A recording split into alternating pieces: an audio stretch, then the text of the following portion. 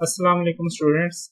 This is your last week in Introduction to Artificial Intelligence course और इन videos के अंदर हम लेक्चर नंबर 31 एंड 32 जो है इसको कवर करेंगे. Besides some theory, we will also like to cover some practical part of computer vision. तो यहाँ पे आप इसमें थ्योरी के साथ साथ कुछ स्पॉट्स के अंदर जो है वो आप इसका प्रैक्टिकल पार्ट जो है वो भी देख रहे होंगे, वो भी आप कुछ हद तक जो है वो अंडरस्टैंड कर रहे होंगे. Okay, let's quickly recall what we have done last time. We have started discussing the topic of perception. Perception जो है it is defined as it provides agents with the information about the world. They reside by interpreting the response of the sensors. तो जो sensor से information acquire करते हैं artificial agent, उसको interpret करना, इस प्रोसेस को हम परसेप्शन के तौर पे जो है वो रेफर कर रहे होते हैं. तो ये sensor measure some aspect of the environment in the form that can be used input by an agent program. ये भी हम डिस्कशन लास्ट टाइम कर चुके हुए हैं. और सेंसर्स जो हैं इनकी जो quantity of the information they provide to the artificial intelligent agents, ये काफी हद तक जो है वो वेरी कर रही होती है. ये एक सिंगल बिट से लेके टेराबाइट्स के अंदर डेटा या गीगाबाइट्स के अंदर डेटा जो है वो एजेंट्स को जो है वो प्रोवाइड कर सकते हैं. तो विजन में जो important sensor we have is the computer camera which is attached with the artificial agent.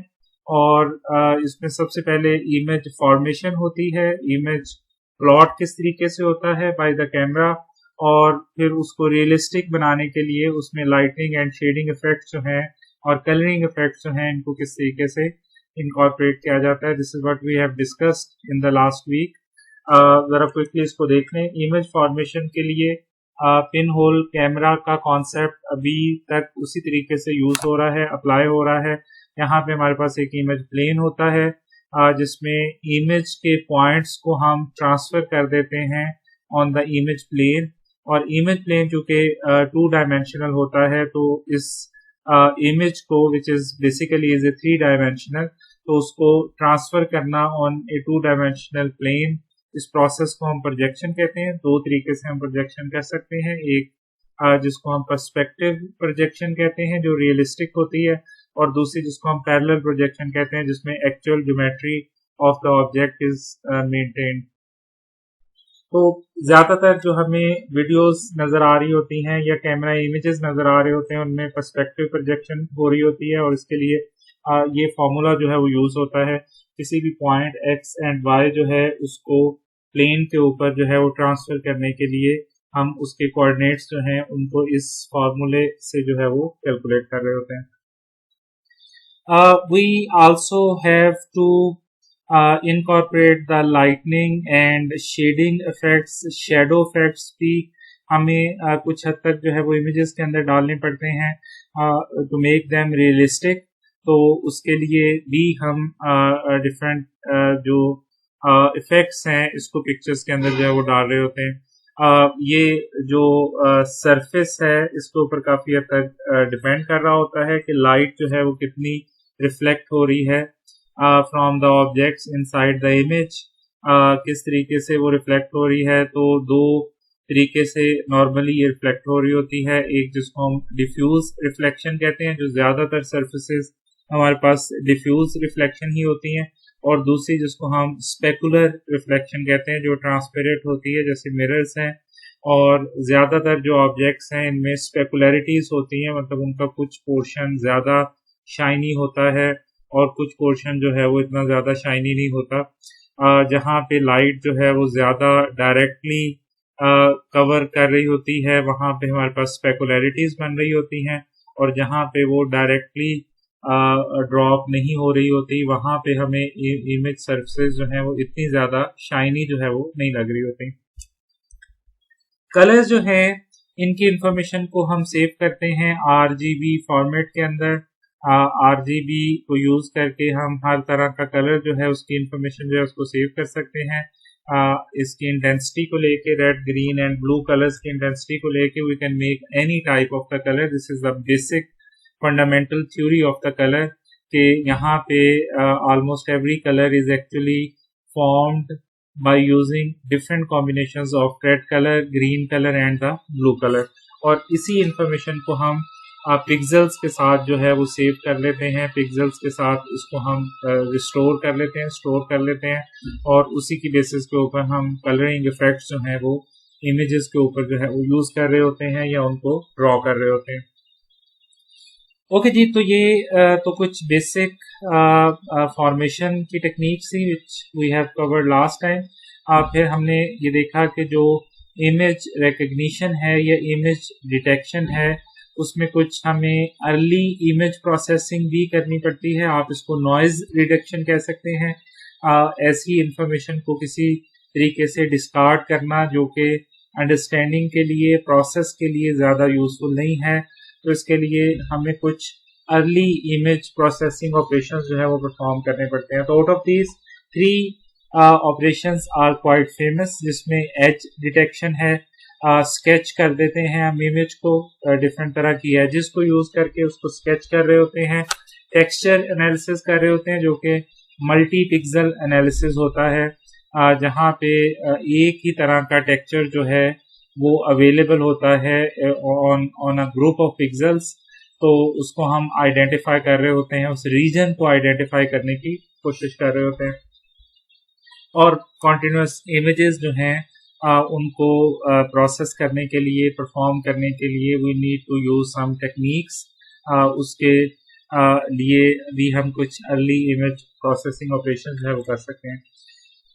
Last time हमने ये भी देखा था कि जब हमारे पास एक इमेज आता है तो हम उसको सेगमेंट करने की कोशिश करते हैं, या उसमें region of interest find out करने की कोशिश करते हैं। वो एरिया जो हमारे लिए ज़्यादा इम्पोर्टेंट है उस रीजन को हम आइडेंटिफाई करने की कोशिश करते हैं। ऑब्जेक्ट्स को फाइंड आउट करने की कोशिश करते हैं, which type of objects are available on the image. इस प्रोसेस को हम सेगमेंटेशन भी कह देते हैं, समटाइम इसको डिटेक्शन भी कह देते हैं, कि आप कुछ खास तरह के जो प्रोसेसेस हैं, ऑब्जेक्ट्स जो हैं, आप उनको डिटेक्ट करने की कोशिश कर रहे हैं, आप उनको फाइंड आउट करने की कोशिश कर रहे हैं। Okay, segmentation is the process of breaking an image into the region of similar pixels. इसके लिए हमने एक सिंपल सी सिचुएशन भी देखी थी कि किस स्टेप्स में से गुजर के हम इसको प्रोसेस करते हैं और फिर फाइनली इसको हम रिफाइन करके डिफरेंट रीजन बाउंड्रीज जो हैं इनमें डिवाइड कर देते हैं। रीजन एरियाज जो हैं या रीजन बाउंड्रीज जो हैं इनके अंदर इसको डिवाइड कर देते हैं। ओके जी, this is what we have covered last time regarding the computer vision. जो प्रोसेस हैं या ये जो चीज़ें आपने देखी हैं they are basically covered last time conceptually या theoretically कुछ topics थे जो कि हमने last time जो है वो explore किए। आज जैसे कि अभी आपको नज़र आ रहा है कि we will try to perform the computer vision using the OpenCV। ये एक मॉड्यूल है, इसको यूज़ करके हम कंप्यूटर विजन जो है इसको थोड़ा एक्सपेरिमेंट करने की कोशिश करते हैं। This module will be used with Python। तो I have tried first time कि हम विजन की एक्सरसाइज जो है इसको MATLAB में कर लें, लेकिन मेरे ख्याल में उसका कोई इतना फ्रूटफुल इफेक्ट नहीं आया। तो अब मैंने ये सोचा है कि हम जो भी इसकी एक्सपेरिमेंटेशन है विजन के पॉइंट ऑफ व्यू से वो हम OpenCV जो है मॉड्यूल जो है इसमें करने की कोशिश करते हैं। आइडिया ये था मैटलैब का कि आपको एक और एप्लीकेशन जो है इसको थोड़ा एक्सप्लोर करने का मौका मिलेगा। काफ़ी हद तक एक फेमस एप्लीकेशन है मैटलैब मैथमेटिकल प्रोसेसिंग के अंदर और इमेज प्रोसेसिंग के अंदर। एनी हाउ, तो अभी हम थोड़ा क्विकली जो है वो पाइथन के अंदर ही कंप्यूटर विजन जो है इसके प्रोसेस को जो है वो इम्प्लीमेंट करने की कोशिश करते हैं एट इंट्रोडक्टरी लेवल। तो अभी हम जो आपको कमिंग स्लाइड्स नजर आएंगे, इसमें हम using the OpenCV we will try to read the images और फिर हम उनको डिस्प्ले करने की कोशिश करेंगे। फिर अगर फाइल पे उनको राइट करना है तो उसको प्रोसेस को भी हम देखेंगे। इमेज के थोड़े एट्रीब्यूट्स जो हैं इनको अंडरस्टैंड करने की कोशिश करेंगे। वीडियो इमेजेस जो हैं उनको किस तरीके से प्रोसेस किया जाता है, थोड़ा हम इस पे भी डिस्कशन करेंगे। और फिर इमेज जो है इसको डिफरेंट अदर कलर स्पेसेस के अंदर जो है या डिफरेंट अदर कलर प्रॉपर्टीज जो हैं उनकी किस तरीके से मैनेज हो सकती हैं, थोड़ी इसके ऊपर भी हम डिस्कशन जो है इसको करेंगे। ये ज़्यादातर तो इमेज प्रोसेसिंग ही नज़र आएगी आपको इस एक्टिविटीज़ के अंदर, लेकिन ये एक फंडामेंटल एक्टिविटी है इमेज जो है इसको अंडरस्टैंड करने के पॉइंट ऑफ व्यू से। ये भी ज़हन में रखिएगा कि कुछ हद तक हम और लाइब्रेरीज या मॉड्यूल्स भी यूज़ कर सकते हैं विजन को इम्प्लीमेंट करने के लिए। Most fundamentally we can also use matplot library जो आप ऑलरेडी यूज़ करते भी आ रहे हैं, उसको भी हम टू सम एक्सटेंट जो है वो यूज़ कर सकते हैं इमेजेस को रीड करने के लिए, राइट करने के लिए। लेकिन बहुत पावरफुल किस्म के इमेज प्रोसेसिंग ऑपरेशंस जो हैं they are not available in these libraries. तो ओपनसीवी जो है ये एक तरह से डेडिकेटेड मॉड्यूल है जो कि इस तरह की एक्टिविटीज के साथ जो है वो यूज हो सकता है। तो ओपनसीवी जो है इसको थोड़ा हम इंट्रोड्यूस करवा देते हैं। तो ओपनसीवी जो है it was basically developed by the Intel और 1999 के अंदर जो है इस मॉड्यूल को जो है वो इंट्रोड्यूस करवाया गया था और उसके बाद इसमें काफ़ी जो है वो एनहेंसमेंट की गई है। तो OpenCV stands for open source computer vision library और it supports many languages like C++ and Python. आप इसको C++ के साथ भी यूज़ कर सकते हैं, आप इसको पाइथन के साथ भी यूज़ कर सकते हैं। ज़्यादा कॉमनली ये इन दोनों लैंग्वेजेस के साथ ही यूज़ हो रही होती है। इसके अलावा आप डिफरेंट अदर लैंग्वेजेस के साथ भी इसके वेरिएंट्स जो हैं वो अवेलेबल होते हैं, आप उनके साथ भी इस लाइब्रेरी को यूज़ कर सकते हैं। इसको इंस्टॉल करने के लिए आपको वही पिप यूटिलिटी जो है वो यूज़ करनी पड़ेगी and you have to write the pip install OpenCV /-python। और ये if you are connected with the internet तो खुद ही अपनी जो रिक्वायर्ड मॉड्यूल्स हैं इनको डाउनलोड करके ये जो लाइब्रेरी है इसको इंस्टॉल कर देगी। अब ये आप जानते ही होंगे कि आपको उस प्लेस पे जाना पड़ता है जहाँ पे आपका स्क्रिप्ट का जो फोल्डर सेव्ड है वहाँ पे जाके आपको ये पिप इंस्टॉल की इंस्ट्रक्शन या कमांड जो है वो देनी पड़ती है और फिर वो आपका इंस्टॉलेशन प्रोसेस जो है ये स्टार्ट हो जाता है। इसके अलावा हम कुछ इमेजेस यूज़ करेंगे। ये इमेजेस भी आपको गिटहब से अवेलेबल होंगे। ओपनसीवी का जो गिटहब पेज है वहाँ पे ये इमेजेस जो हैं वो आपको अवेलेबल होंगे। अभी जो एक्सपेरिमेंटेशन के अंदर आपको डिफरेंट इमेजेस नज़र आ रहे होंगे। आपको ये साइट एड्रेस यहाँ पे गिवन है गिटहब का, वहाँ पे जाके आप इनको डाउनलोड कर सकते हैं और वहाँ से फिर आप अपने एक्सपेरिमेंट्स के अंदर या आप अपने जो प्रैक्टिस है इसके अंदर इन इमेजेस को जो है वो यूज़ कर सकते हैं, जो अभी आपको स्लाइड्स के अंदर डिफरेंट जो इमेजेस हैं वो नज़र आएंगे। Okay, let's start reading the image.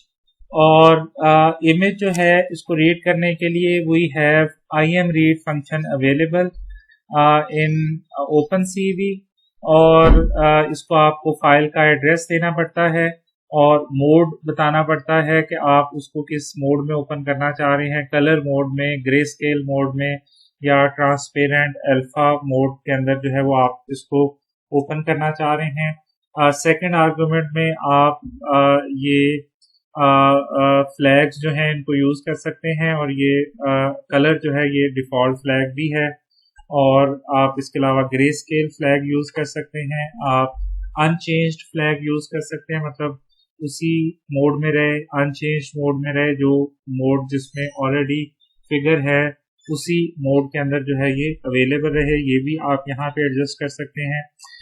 In flags के अलावा ये जो कि सिंबॉलिक कॉन्स्टेंट्स हैं, तो अगर आप ये नंबर्स यूज करना चाह रहे हैं तो वो भी आप यूज कर सकते हैं। 1 will be used for the colour mode, 0 will be used for the grey scale, black and white mode with different levels of the grey, और अनचेंज्ड के लिए आप -1 मोड जो है वो यूज कर सकते हैं।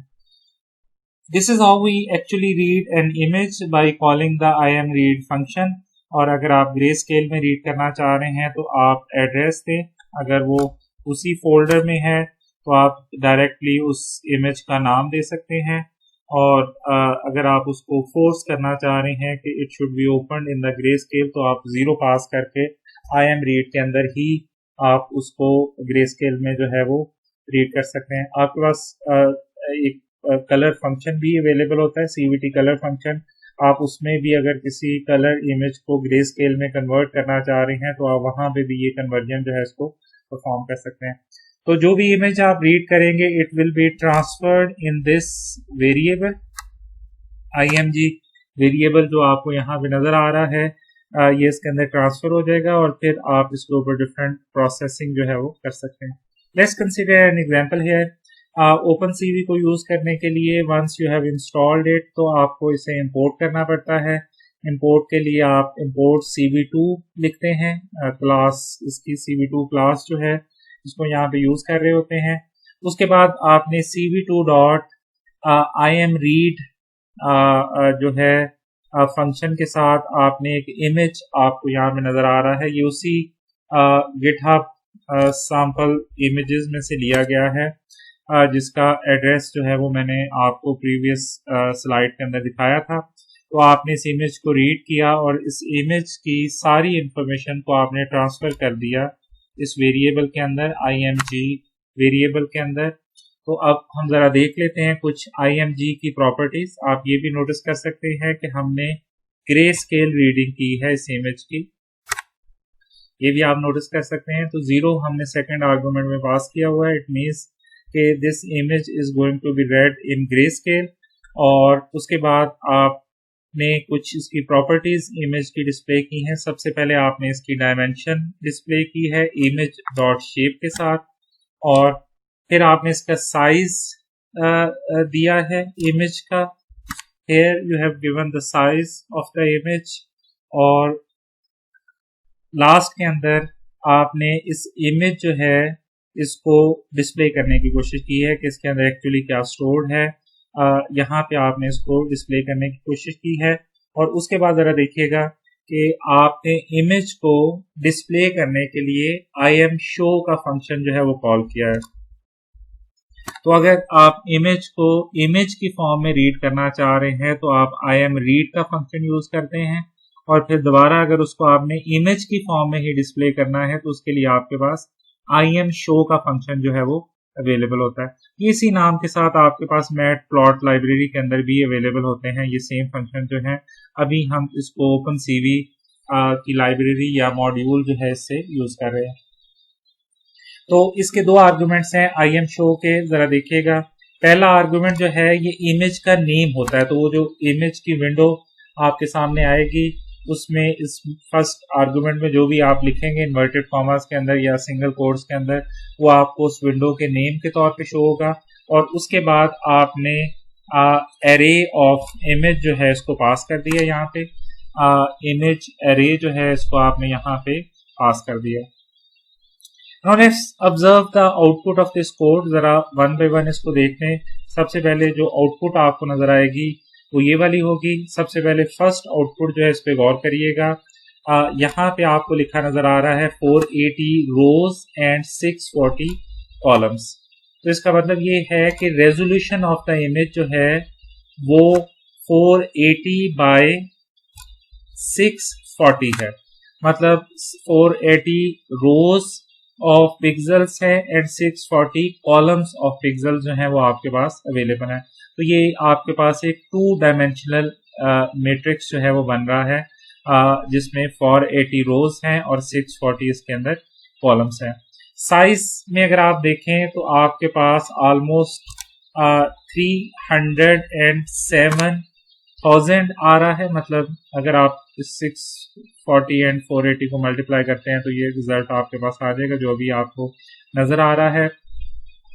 ओके जी, तो इट मीन्स दैट कि ये आपका जो इमेज है उसमें टोटल नंबर ऑफ पिक्सल्स जो है वो इतने हैं, एक रफली जो है वो आप इसको समझ सकते हैं।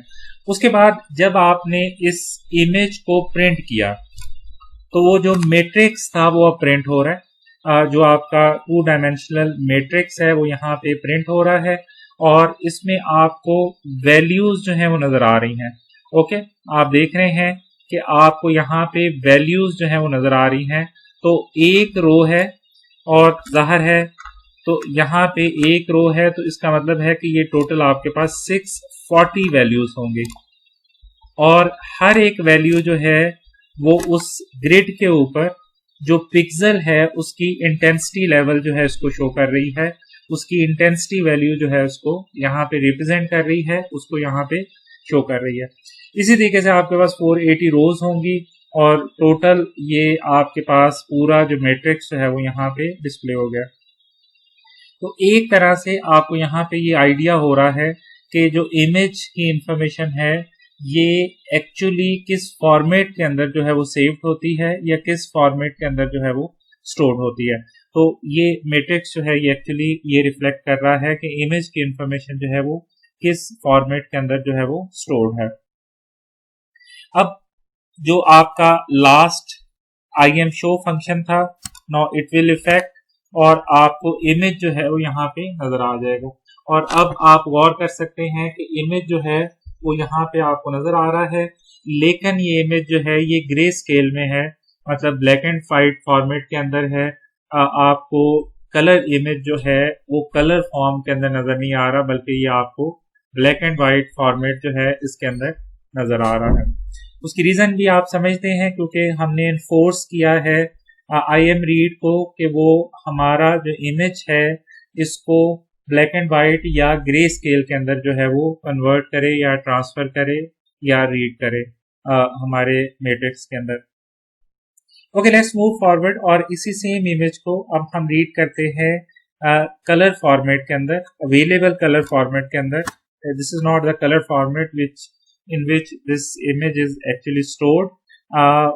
हम इसको उस फॉर्मेट के अंदर सेव कर रहे हैं जो कि RGB फॉर्मेट है अवेलेबल विद द OpenCV। उसके अंदर हम इसको यहाँ पे सेव करने की कोशिश कर रहे हैं और हमने उन्हीं डायमेंशंस को प्रिंट किया, सेम इंफॉर्मेशन को। सिर्फ हमने चेंज ये की है कि पहले जहाँ पे हमने 0 सेव किया था आर्गुमेंट के अंदर पास किया था, अब वहां पे हम 1 जो है वो पास कर रहे हैं। अब जरा इंफॉर्मेशन में देखिएगा क्या चेंज आई है। सबसे पहले तो मैट्रिक्स पे जरा गौर करिएगा। मैट्रिक्स जो है अब आपका 3 डायमेंशनल बन गया है। पहले आपके पास एक 2 डायमेंशनल मैट्रिक्स था, अब आपके पास 3 डायमेंशनल मैट्रिक्स जो है वो बन गया। आप इसको समझ सकते हैं, 3 डायमेंशनल को आप ऐसे अंडरस्टैंड कर सकते हैं कि आपके पास 480 बाई 640 के 3 मैट्रिसेस जो है वो यहाँ पे अवेलेबल है। ऐसे समझना लेयर्स की फॉर्म में जो है अंडरस्टैंडिंग के पॉइंट ऑफ व्यू से आप कह सकते हैं, जिसमें जो फर्स्ट मैट्रिक्स रिप्रेजेंटेशन है ये R के लिए है फर्स्ट डायमेंशन के अंदर, और सेकंड डायमेंशन जो कि इसके बैक में अवेलेबल है दैट इज फॉर ग्रीन, और थर्ड जो है दैट इज फॉर ब्लू। तो ये जो 3 डायमेंशंस आपके पास बन रही हैं, 3 मैट्रिसेस आप समझ सकते हैं, ये RGB इंफॉर्मेशन जो है इसको रिप्रेजेंट कर रहे होते हैं। ये आपने लास्ट वीक के अंदर भी देखा था कि जो कलर इंफॉर्मेशन है इसको किस तरीके से प्रिजर्व किया जाता है, किस तरीके से इसको रिटेन किया जाता है। तो यहाँ पे आप एक तरह से देख रहे हैं कि आपने जब उस इमेज को कलर के फॉर्म के अंदर किया तो आपके पास एक 3 डायमेंशनल एरे जो है वो एक्चुअली मेंटेन हो गई in spite of the 2-dimensional array which was actually maintained with the grayscale image. उसके बाद साइज पे भी अगर आप गौर करें तो साइज भी 3 टाइम इंक्रीज कर गया। जो आपके पास प्रीवियसली इमेज अवेलेबल था तो वहां पे आपका जो इमेज साइज है वो 3 टाइम जो है वो इंक्रीज कर गया है, और जब उसको डिस्प्ले किया तो वही 3 डायमेंशनल एक मैट्रिक्स जो है वो हमारे सामने डिस्प्ले हो गया।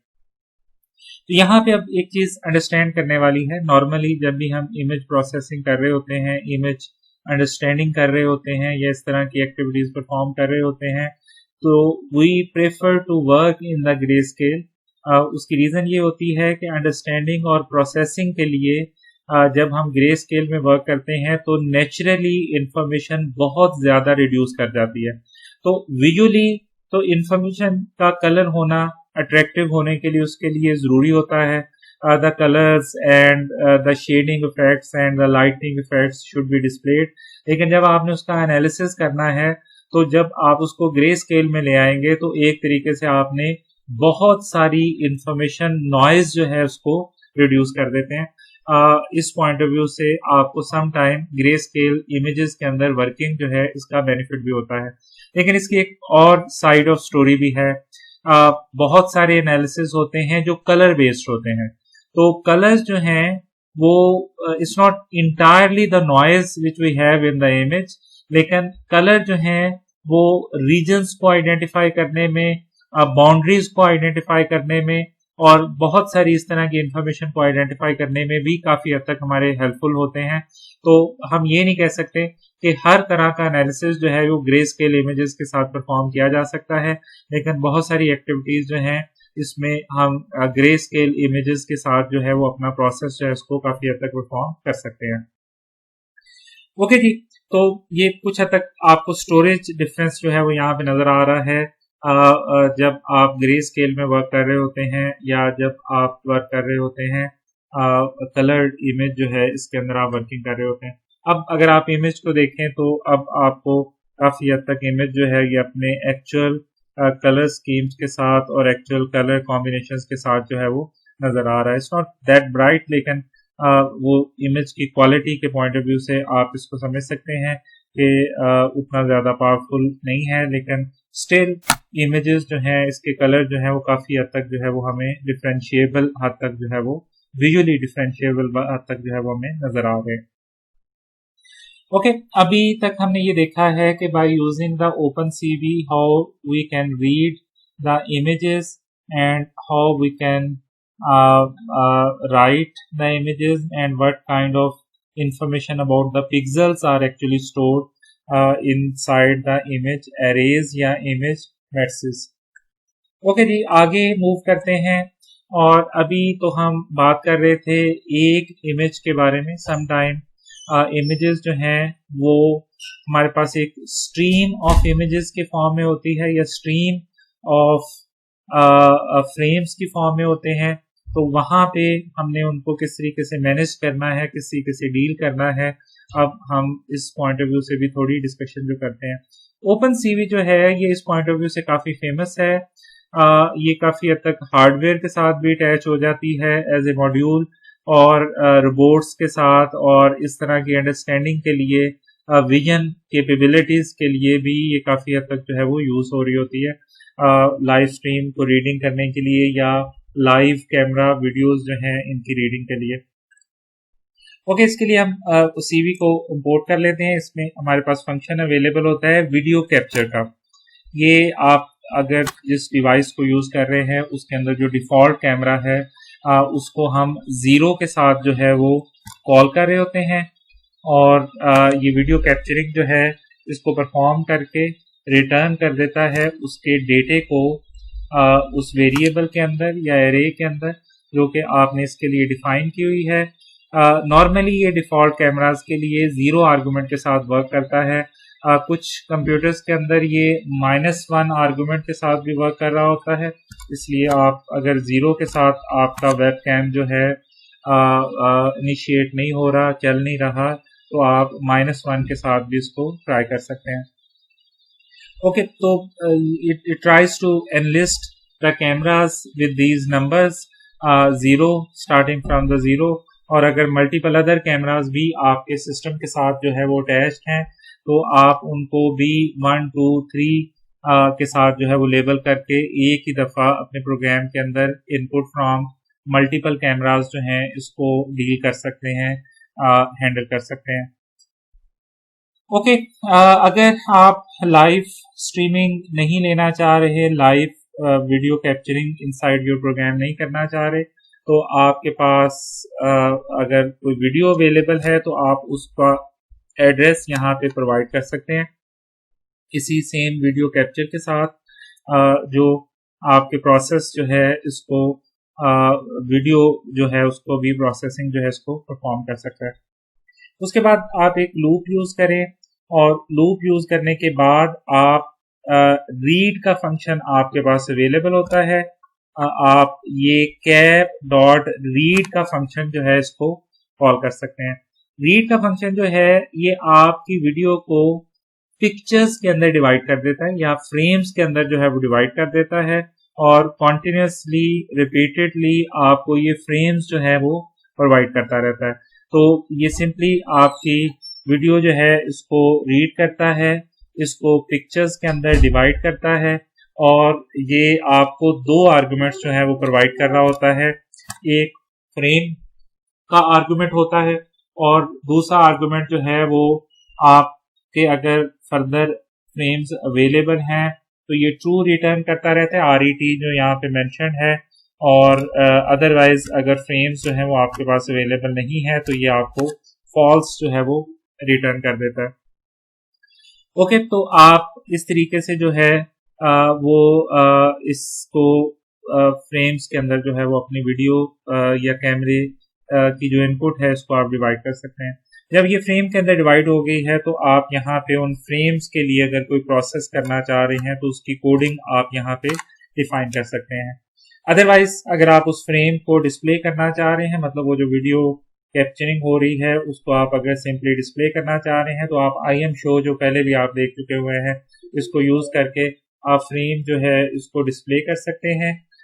फ्रेम जो है इनको आप इस तरीके से जो है वो डिस्प्ले कर सकते। वीडियो कॉन्टिन्यूसली चूंकि फ्रेम्स आपको मिल रहे हैं तो वहां पे आप इसको इस तरीके से जो है वो डिस्प्ले कर सकते हैं। उसके बाद you have to end this input streaming somewhere. अगर ये लाइव स्ट्रीमिंग चल रही है तो आपको इसको एंड करना पड़ेगा।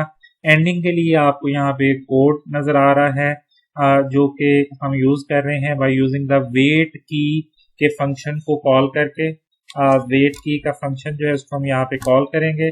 इसके ऊपर हम मास्क कर रहे हैं कैरेक्टर क्यू को, तो कैरेक्टर क्यू को हम उसकी आस्की वैल्यू यहाँ पे यूज कर रहे हैं और उसकी आस्की वैल्यू जो है उसको हम मास्क कर रहे हैं यहाँ पे हेक्साडेसिमल के अंदर, और फिर उसके यूज करके हम यहाँ पे इस लूप जो है इसको ब्रेक कर सकते हैं, इसको एंड कर सकते हैं।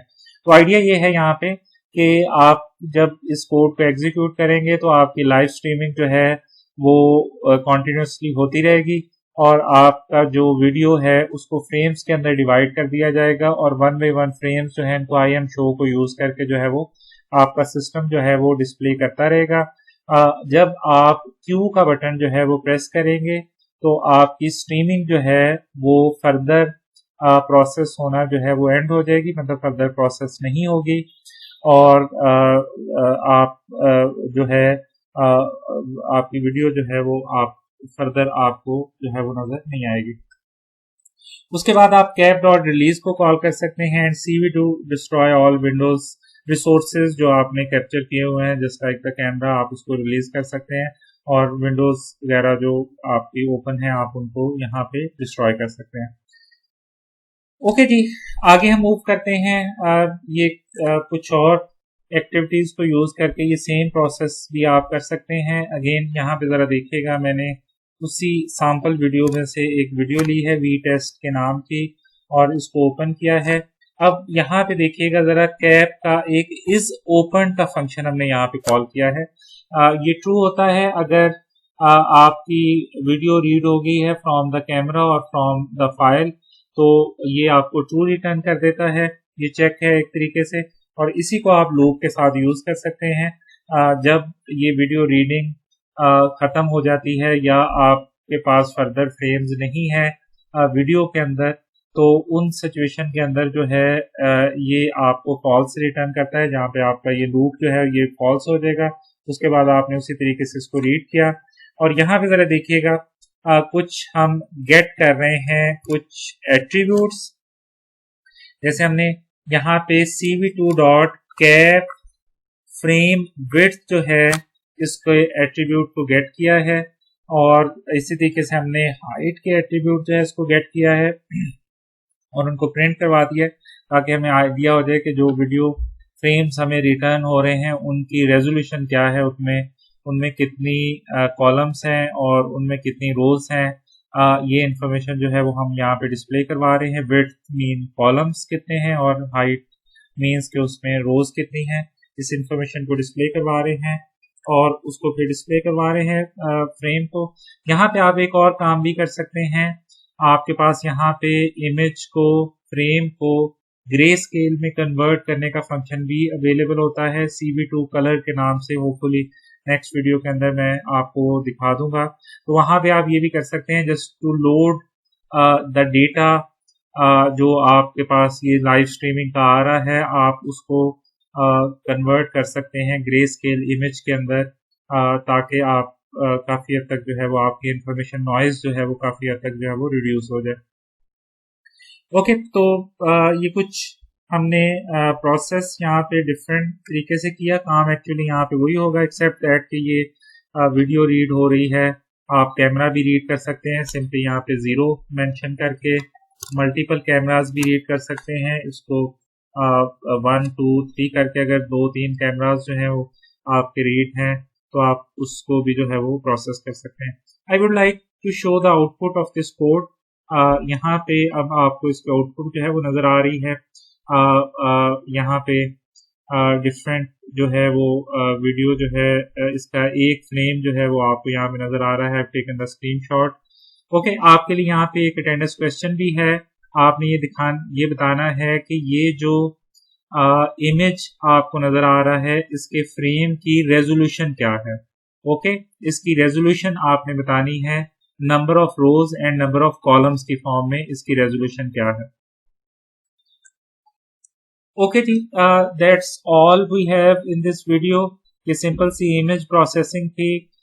इस डिस्कशन को हम कंटिन्यू रखेंगे नेक्स्ट वीडियो लेक्चर के अंदर। Thank you very much. Allah Hafiz.